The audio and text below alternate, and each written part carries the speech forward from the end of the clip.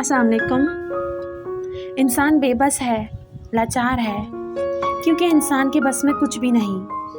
وہ ایک تنکا بھی اٹھا کر ادھر سے ادھر نہیں کر سکتا جب تک رب نہ چاہے۔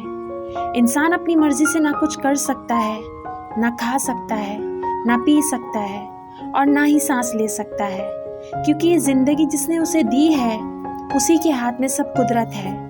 وہی بادشاہ ہے، وہی مالک ہے۔ انسان کچھ نہیں سوائے ایک پتلے کے، تو پھر اسے کس بات کا غرور ہے؟ پھر کیوں وہ اس دنیا میں اکڑ کر چلتا ہے؟ آخر کیوں؟ وہی ہے صحراؤں کا مالک، پہاڑوں کا مالک، چرند پرند کا مالک اور تمہارا مالک۔